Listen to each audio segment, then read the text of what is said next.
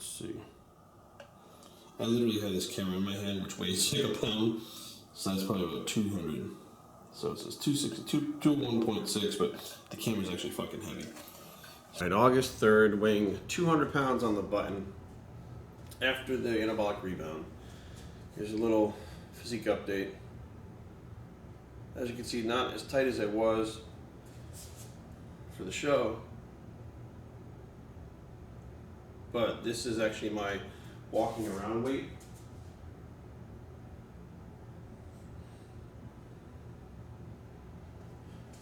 For the entire year. So hopefully this new camera gets some good footage. So this is what I'll look like for the entire year walking around, which is not super shredded, but it's lean enough. This is pretty much where I like to maintain. If I drop 10 pounds, I'm really close to contest shape. I'm like, I'd be 190. 181 is what I get down to before I load it up. So staying within 10 to 12 pounds of contest shape is kind of the goal right now at this point. First thing I'm gonna do before anything is take my BioGrow. I know, people go fucking Jerry BioGrow. I literally fucking have been taking it and I believe it works. And I'm not gonna change my stance on that. So many people bitch and complain, but if I change my stance on that, it would mean I was fucking lying, and I'm not. So we're gonna have that this morning first thing. Snickerdoodle flavor, which I love. And I'm kind of doing a modified, not intermittent fasting, but kind of like a monotide fasting. I don't really eat till 12:30 in the afternoon. I eat most of my calories at night. I'm not really spreading them out very evenly because of my schedule. It's hard for me to eat when I'm trying to get shit done. I got to travel to the gym today to film a video with Byron. Byron Moody is a former client. He trained with me for his first show, and he's now the Mr. Maryland Physique overall champion and the Mr. Maryland, or the East Coast Grand Prix Physique overall champion. He won both overalls a couple weeks ago at the Maryland. And we're going to film a video for his channel. He asked me to be on his channel to do some stuff, and I said yeah. So I figured while I got him there, what I'll do is I'll actually have him train to failure, because I get so many people asking me, Jerry, what is it like to train to failure? How do you train to failure? Etc., etc. I'm like, well, why don't I just have him demonstrate it so I can talk him through it? He's done it before. He's worked with me, so we'll do that. And then I got to train my clients. So it's kind of a busy day. It's one of those things where I got to get to Maryland, get everything going, and get shit done. Not that every day's not like that, but so I think the first thing I'll actually have to eat today, I think sushi. I'll go to sushi today. See, this flexible dieting thing, not new to me, but I have a hard time still picking things that I want to eat. So I'm like, what should I eat? Like, it's still in my head, that I should be eating this, I should be eating that. It's kind of a mind fuck and kind of a battle all the time, but I think I'm going to go to sushi, eat, and then take off and go out to Maryland. So that's the plan now. We'll see you guys in a little bit.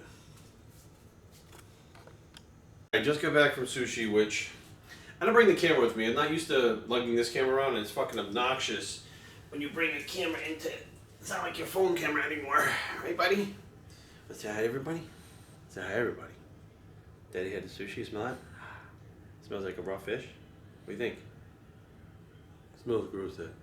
You want to make the food and get ready to go? He's a pretty boy. He's a good boy. Sniff you back. He's like, fuck that. Whatever. Okay. Here you go play, be a good boy. Daddy's gonna get his food ready. So today we have the sushi, which is about 800 calories left, roughly, give or take. So tracking it in MyFitnessPal. And I got 240 grams of protein, 400 grams of carbs, and 80 grams of fat for the day. That's my macros. So what I'm gonna do is, the next meal I'm gonna have, I like to kind of plan it out a little bit. Doesn't have to be super planned out, but chicken piccata, ancient farro turkey. So that's going to be the next one. So I have a minute still. I'm going to have the ancient farro turkey from Nutrition Solutions, which has 361 calories, 9 grams of fat, 30 grams of carbs, and 32 grams of protein. And I'm going to also have a shake with me, which what I'm going to do is almond milk, which is something that I didn't used to really drink very much. I didn't really like the taste of it a whole lot. but they now have almond milk with coconut blend. So, you know, once they put that coconut in there now, I like it. So we're going to have 1 serving of that. So put that to fluid ounces.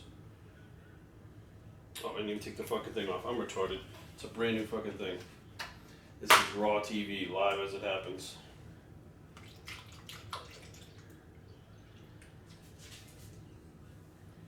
And we'll get 8 ounces of that shit. And inside the 8 ounces of that shit, it's not really shit, but inside the 8 ounces of that, 1 scoop of MTS cookies and cream whey, cookies and cream peanut butter, sorry, excuse me, which is actually my favorite whey protein. And to that I'm going to add a little bit of water and ice to keep it cold while I'm training my people. These are my people. And then we'll switch out to ice. Brady loves ice. He's sitting down there fucking staring at it now. Loves ice, right, buddy? Alright. So you get that all done up. So that's those 2 meals. And I think what I'm going to do is have a brick, which is the bar from Team Ekenrow, the ones that Eric makes. I'll have a brick. And I think I'm going to do Chick-fil-A tonight, which I've been doing quite a bit lately, to be honest with you. And something I just started doing, I have not been into cereals. I was really into oatmeal for like the longest time. I like oatmeal. I still eat oatmeal probably once a day at least. I finish up my macros at the end of the night with oatmeal and blueberries if I really have a lot of carbs left to go. But lately, I've been getting into 2 new things. One is the Captain Crunch Donut, which is fucking really good. It's got a weird flavor to it. And Cookie Crisp. These 2 fucking cereals I've been actually using to hit my carbs at night now. Specifically was, I didn't eat cereal because I didn't drink milk. And cereal without milk to me is fucking disgusting. So I didn't eat cereal for the longest time. I didn't like the almond milk because specifically it tasted like shit. Now the almond milk with the coconut, it opens up like a whole new fucking avenue of shit that I can eat that I actually like to eat that I wasn't eating before. So like I'll have that at night to hit my my macros. And I also like the new Power Crunch and the new, let's see if we got them down here, the new Quest bars, oatmeal chocolate chip. These are another thing that I'm using daily to hit my macros too. So as you guys can see, my diet, although a lot looser, everything's still kind of tracked to the point where I know what I'm getting. Whereas before when I was eyeballing stuff, I was doing a lot more clean foods. I don't want to say clean, a lot more healthy foods, micro-dense foods, which it was very hard to overeat on those things. I would eat and I would usually hit my macros without trying. When you're eating something dense like the cereal, or you're eating something denser like Swedish fish, for example. So I love Swedish fish. If you're gonna add that into your diet, you now have to start really tracking those things and weighing shit and counting them to make sure that you're not going over your macros, you know, consistently. Which, you know, again, it's something that you really should be doing if you want control over your body, just to get an idea. You don't have to do it all the time. Like I don't really need to weigh my shit right now. I don't really need to track my shit right now because I'm pretty much eating the same thing every day. So once I'm eating the same thing, being consistent is key. But if you're gonna like eat out or something like that, or you want to switch up a carb source, you want to switch up a protein source, you now have to retrack everything again to figure out where you're sitting at. So we're gonna, right, Brady? You said you're being so patient because you're gonna go for a walk. We're gonna do walk, Brady, and then head out to. Oh, you gotta bring samples of Xanax for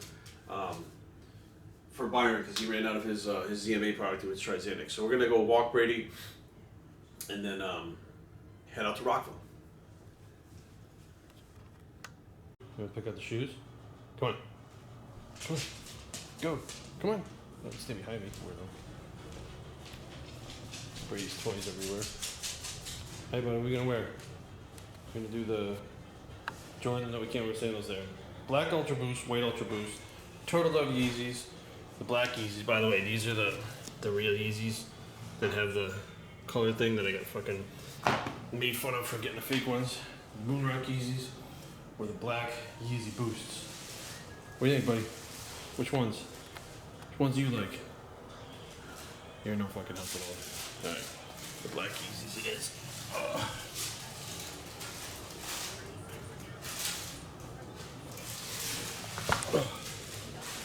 Another thing on these things is the shoelaces. The tips of the shoelaces need to be black. That's another way to know if they're legit or not. Right, buddy? Stop fucking around. Alright guys, we're actually in the gym now with Byron, filming his video for his YouTube channel. It's a chest day. He's now 5 weeks out. 5 weeks out, right? North Americans? A little less than 5 weeks out from North Americans. He won the Maryland State overall Physique Championship this year, as well as the East Coast at the same time, back-to-back. Did the Arnold before. He's been around the block a little bit. I actually used to work with him years ago when he first started. And I figured while we're filming this, a lot of people ask me, what is it like to train a failure? How do you train a failure? What does it look like? So what we're going to do is we're going to take Byron through a set of positive failure training so that you guys can see what it looks like. Now again, even though you're seeing him do it, it's really not the same as actually doing it yourself. Like you may get in the gym and think you're doing the same thing, and it takes a little while, and it really isn't like an advanced technique. It's not really a beginner's technique. If you are a beginner, full range of motion, top to bottom. If you're more advanced or intermediate, the mid-range of motion, which you'll see him working in to keep constant tension on the muscle. All right, Brian, ready? Here we go, buddy. We're not going to count reps. We're just going to go till failure. Up. Here we go. Up. Good. Ready, right inside that mid-range. Good, right there. Good. Up. That's it. Pump them up. So good. Nice and easy. Up. Very good. Come on. 4. Good. Go. Go. Come on. 5. Good. Up. 6. Good. Come on. 7. Go. Up. 8. Come on. 9. Go. Go. Go. 10. Come on. More. More. Come on, Byron. More. Come on. Come on. More. Come on. More. Come on. Up. So 2 more. Come on. Ready? Come on. Up. 1 more. Come on. Up. Drop. That's it. As you can see, the dumbbells kept moving to a certain point, and they were getting less and less and less. That's a positive contraction. It's starting getting less and less and less until you can barely move it that couple of inches. If he went for another rep, he literally would not have moved. So then you know the set is over. Now, I'm not really sure. You can see just after that one set, the pump. I mean, he did a couple sets before this to warm up and another couple sets. Just the pump after that one set, he gets pretty intense just for those one sets. Now, even if you did a set of bicep curls, you can see his heart rate is up really high. That's just from a set of, dumbbell presses for, 35, 40 seconds. Your heart rate's going to spike. And I've had people bust my balls and say stuff like, Jerry gets win to do a bicep curls. I do a set of bicep curls, it feels like I did squats. I mean, that's how hard it is to do this shit. And I think people don't realize it, but that's how to train a failure. So we'll hit like another exercise in a little bit and show you guys in a little bit on how Byron does it too. All right, guys, this is the another exercise, the flat barbell bench press. Byron's going to go to failure again on this. We enlisted our friend Kevin over here to help us pull the weight off him when he hits failure. Definitely make sure you have a good spotter if you're going to be doing this on a bar, okay? You don't want to get stuck into the bar. For beginners, make sure you got 1 or 2 spotters, or a split machine even, or a power rack, something with the pins so that you don't get crushed under it. It's not a super heavy weight because we've already been training. This is like halfway through the workout.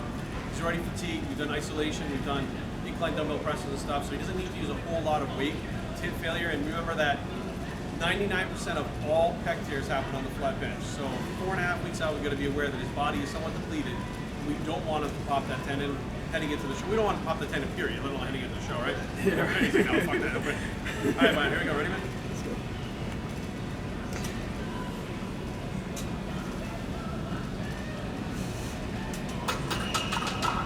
Nice and easy, man. Here we go. Ready? 1, 2, 3. Good. Right in that mid-range. Good. Now extending all the way. Tension on the pecs. Good. Keep going, man. Come on. More. Come on. Good. Go. Go. Come on. That's it, Byron. Push. Come on, Byron. Push. Good. Come on. Keep going. Go. Go. Come on. Good. Come on. Come on. You got more. Come on. More. Come on, Byron. More. Good. Come on. Come on. 2 more. 1 more. Up. Take. So that would be considered positive muscular failure on the flat bench. So you notice the bar as it's traveling is less and less and less and less and less. Now if he went again, you saw how he was stuck about 2 or 3 inches off his chest. You don't want to be stuck completely on your chest because then the pec tendon is actually in a very vulnerable position.